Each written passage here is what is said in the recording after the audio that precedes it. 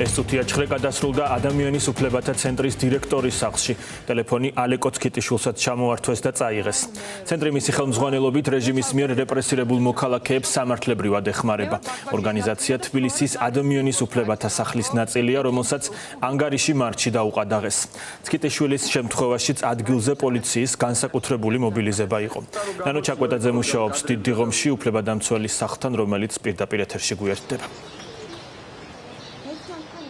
ლუკა დიახ, ადამიანის უფლებათა ცენტრის აღმასრულებელი დირექტორის ალე კოცქიტიშვილის საცხოვრებელ სახლში პროკურატურის თანამშრომლებმა რამდენიმე წუთია რაც დაასრულეს ჩხრეკა, პროკურატურის თანამშრომლები წავიდნენ ამ ტერიტორიიდან, თუმცა ადგილზე ისევ არის ალე კოცქიტიშვილი, აქ არიან ადამიანის უფლებათა სახლის ცენტრისა და სხვა არასამთავრობო ორგანიზაციების იურისტები, ალე კოცქიტიშვილის გულშემატკივრები. ალე კოცქიტიშვილს შეგვიძლია გავესაუბროთ, მას მეტი ვკითხოთ მომხდართან დაკავშირებით, რადგან ჯერჯერობით ბევრი არაფერი ვიცით, სულ რამდენიმე წუთის წინ დასრულდა მის საცხოვრებელ სახლში ჩხრეკა, რაც ამ ეტაპისთვის თანამდებობით ვიცით და მაყურებელს თანამდებობით შეგვიძლია ვუთხრათ, არის ის, რომ წაიღეს ალე კოცქიტიშვილის ტელეფონი, ისევე როგორც მაგალითად სამოქალაქო აქტივისტის მარიამ ბაჯელიძის შემთხვევაში, ისევე როგორც ნანუკა ჟორჟოლიანს შეუწყვიტეს ასევე საკუთარ ტელეფონთან წვდომა. აქ შეკრებილი ადამიანები, მათ შორის ალე კოცქიტიშვილის ვარაუდობს, რომ დიდი ალბათობით ეს უკავშირდება იმას, რომ პროკურატურის თანამშრომლებს განსაკუთრებული ინტერესი აქვთ ამ ადამიანების პირად ინფორმაციას და მის წვდომასთან დაკავშირებით. ვკითხავთ ალე კოცქიტიშვილს რა მოხდა დღეს, ვიცით რომ ის სამსახურში მიმავალი გააჩერეს. პროკურატურის თანამშრომლებმა გაჩხრიკეს და ამის შემდეგ უკვე მოსთხოვეს შესულიყვნენ სახლში და განეხორციელებინათ ასევე საცხოვრებელი სახლის ჩხრეკა. ბატონო ალეკო, მოგვიყევით რა მოხდა დილის დაახლოებით 2 საათის წინ, როგორც ვიცით ხო? 8 საათზე გამოვედი სახლიდან და მივდიოდი ოფისში, ავტობუსში ავედი და ცოტა მეჩქარებოდა ავტობუსს რო არ დამეგვიანა, სავარაუდოდ გამოვყვნენ სირბილით, ამოვიდნენ ავტობუსში და ავტობუსიდან ჩამომიყვანეს, პირადი ჩხრეკა ჩატარდა ქუჩაში, გამაცნეს განჩინება მოსამართლის, შემდეგ ამ ჩხრეკის პროცედურის დასრულების შემდეგ ამოიღეს მობილური ტელეფონი და შემდეგ გამაცნეს მეორე განჩინება, რომელიც ეხებოდა სახლის ჩხრეკას. აქვე გაჩერებიდან მოვედით და სახლის ამის შემდეგ გაჩხრიკეს. ძირითადად პრეტენზია ამ ჩხრეკის პროცედურებთან დაკავშირებით არ მაქვს, თუმცა რა თქმა უნდა მთავარი რაც არის ჩვენი უფლებადამცველი ორგანიზაციის პრეტენზია ეს არის, რომ მთლიანად საქმე არის უკანონო, რაც დაწყებულია თბილისის ადამიანის უფლებათა სახლის წინააღმდეგ. მე ვარ სახლის გამგეობის წევრი, ადამიანის უფლებათა ცენტრის ხელმძღვანელი და სავარაუდოდ სწორედ ამ საქმიანობასთან დაკავშირებით მიმდინარეობს ეს რეპრესიები და ეს რეპრესიები გაგრძელდა, თუმცა არავის არ ეშინია რეჟიმის ეს ბრძოლა ჩვენი მხრიდან სულ რეჟიმის წინააღმდეგ გრძელდება და ჩვეულებრივად ველოდებით კიდევ დამატებით რეპრესიებს. კვალიფიკაცია საქმის თქვენ შემთხვევაშიც იგივეა, საბოტაჟი და მტრული საქმიანობა? კი, მე როგორც გამაცნეს ეს 318 მუხლი სახელმწიფოს წინააღმდეგ ჩადენენ დანაშაული, სავარაუდო ჯერჯერობით, როგორც თვითონ ამბობენ და ამასთან დაკავშირებით ჩაატარეს ეს ჩხრეკა.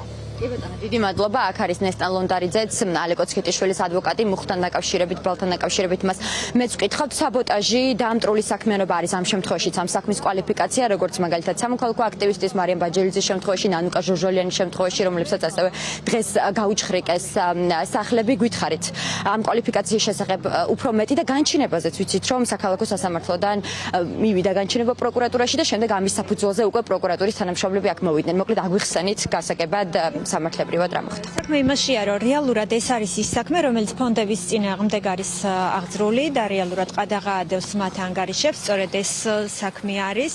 ამ საქმის გაგრძელება სასამართლოს მიმართეს ჩხრეკის თაობაზე. ამ ჩხრეკის დადგენილების საფუძველზე არიან შემოსული მუხლი გახლავთ იგივე, საბოტაჟი და სხვა სახელმწიფოსათვის მტრულ საქმიანობაში დახმარება, რაც მოიცავს ანუ სხვა სახელმწიფოს ან სახელმწიფოსთან დაკავშირებული სხვა ორგანიზაციის მტრულ საქმიანობაში დახმარება. დიახ, რა თქმა უნდა, დავესწარით ჩხრეკას. ჩხრეკა ჩატარდა 7 ვითარებაში, ამოიღეს ლეპტოპი და ჩამოართვეს პირადი მობილური ტელეფონი, ასევე რაღაცა დანარჩენი მწვრილმანი საბუთები, რაც არანაირ კავშირში რეალურად ამ საქმესთან არ არის. მე როგორც უკვე განვაცხადე, გამოძიებას აუცილებლად მივადევნებთ თვალს და მე დარწმუნებული ვარ, ყველა საგამოძიებო მოქმედება ნათლად დაადასტურებს იმას, რომ ალექსანდრე ცქიტიშვილს არანაირი კავშირი არ აქვს მსგავს მუხლის განმარტებასთან და მუხლის შინაარსით მოცემულ გარემოებებთან, ამას აუცილებლად დაადასტურებს ჩვენი მოქმედებას და საგამოძიებო მოქმედებებიც, რაც იქნება ჩატარებული.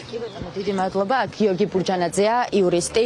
მას ვკითხავთ პრაქტიკის შესახებ, რასაც ვხედავთ, რასაც თუნდაც მხოლოდ დღეს ხომ მარიამ ბაჯელიძის სახლში შეცვლიდნენ, ანუკა ჟორჟოლიანის სახლს ჩხრეკენ, ალეკო ცქიტიშვილის სახლი გაჩხრიკეს. გასაგებია, რომ ეს არის პოლიტიკური мотивაციით განპირობებული და შეკერილი საქმე, როგორც ამაზე ალეკო ცქიტიშვილი საუბრობდა. თავად რა პრაქტიკასთან გვაქვს საქმე? ადამიანებს უფლებებს არღვევენ, ბავშვის უფლებების დარღვევის ფაქტიც ვნახეთ დღეს, როცა მარიამთან შევიდნენ და იქ 8 წლის შვილი იმყოფებოდა მისი ასევე, ხომ? ადამიანებს გასტაცეს პირადი ტელეფონი, ლეპტოპი, განსაკუთრებულ ინტერესს ავლენენ თანაც პირადი ინფორმაციის წვდომასთან დაკავშირებით. გითხარით მოკლედ რას ვხედავთ და რა ტიპის პრაქტიკაა ეს? ეს არის სრულიად აბსურდული გამოძიება, რომელიც დაწყებული იქნა რაღაცა მოძრაობა რაღაც ნანე კაკაბაძე და ვატო შაქარაშვილის მიერ შეტანილი განცხადების საფუძველზე.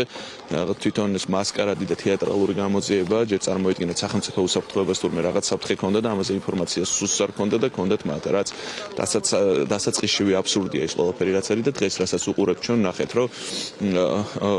ნახეთ რომ მასიურად დილიდან ხდება დაუსაბუთებლად ჩხრეკის ჩატარება შეზღუდვა უფლებების და ეს არის ჩემი აზრით მიზანი ამ ყველანაირი გამოძიების სწორედ ის არის რომ მოხდეს ხალხის დაშინება, შეშინება, საქმიანობის შეზღუდვა, თლიანად ამ გამოძიებას არ აქვს რაიმე ზიანი, არ ყავს დაზარალებული და მხოლოდ დაშინება, ქველმოქმედების კრიმინალიზება ამ ყველაფრის მიზანი და საპროცესო წესების დარღვევით, დაუსაბუთებლობით ხორციელდება ეს ყველაფერი მასობრივად იმისთვის, რათა ხალხზეც იყოს ესე თქვა დაშინება.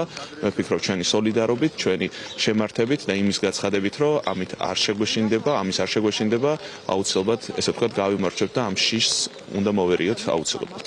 სისხლის სამართლის საქმეა ეს ბატონო გიორგი, ეს საქმეები სისხლის სამართლის საქმეებია. რამდენად რეალისტურად მიგაჩნიათ ის, რომ თქვა დაშინების მცდელობისა და მუქარის მცდელობის მიღმა ეს ადამიანები, იგივე ალეკო ცქიტიშვილი შეიძლება ვიხილოთ ციხეში?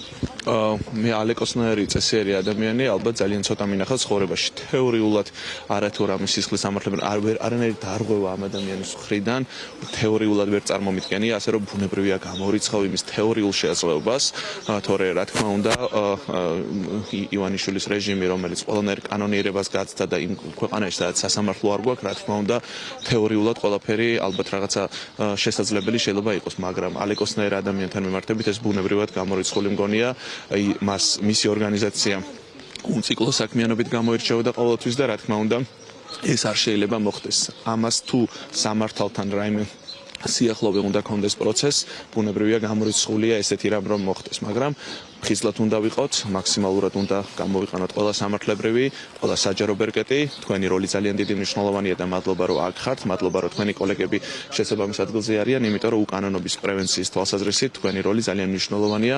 დარწმუნებული პოლიციელები, რომლებიც სახეებს იფარავდნენ, ალბათ სწორედ ის არის, რომ მათაც სხვენიათ ალბათ იმედი მაქვს ყოველ შემთხვევაში იმ უკანონობის, რასაც ისინი აკეთებენ, იმ პროკურორებთან ერთად, რომლებიც ამ უკანონობის ფერხულში არიან ჩაბმულები.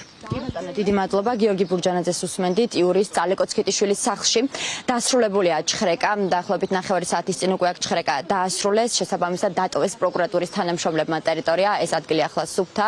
როგორც მოისმინეთ, ალეკო ცქიტიშვილი დღეს დილის 8 საათისთვის სამსახურისკენ მიმავალი გააჩერეს პროკურატურის თანამშრომლებმა, ჯერ იქ მოუწყეს მას პირადი ჩხრეკა, შემდეგ მოსთხოვეს საცხოვრებელ სახლში შესულიყვნენ, წაიღეს მისი პირადი მობილური ტელეფონი, ასევე წაიღეს ლეპტოპი. მე გაგახსენებთ, რომ ალეკო ცქიტიშვილი არის გენერალური დირექტორი ადამიანის უფლებათა ცენტრის და 17 მარტს საზოგადოებას ახსოვს, რომ 4 ფონდთან ერთად ადამიანის უფლებათა სახლი დააყადაღეს, თუმცა ადამიანის უფლებათა სახლი და ადამიანის უფლებათა ცენტრი ერთმანეთის გვერდ ახორციელებენ თავენ საქმიანობას და საზოგადოებამ ასევე კარგად იცის, რომ ალეკო ცქიტიშვილი არის ერთ-ერთი იმ ადამიანებიდან, იმ იურისტებიდან, რომლებიც უსასყიდლოდ ეხმარებიან პროევროპულ საპროტესტო აქციებზე დაზარალებულ, ნაცემ, დაკავებულ მშვიდობიან დემონსტრანტებსა და მათი ოჯახის წევრებს. ეს საქმეც, ეს ჩხრეკებიც მათი ვარაუდით სწორედ ამას უკავშირდება.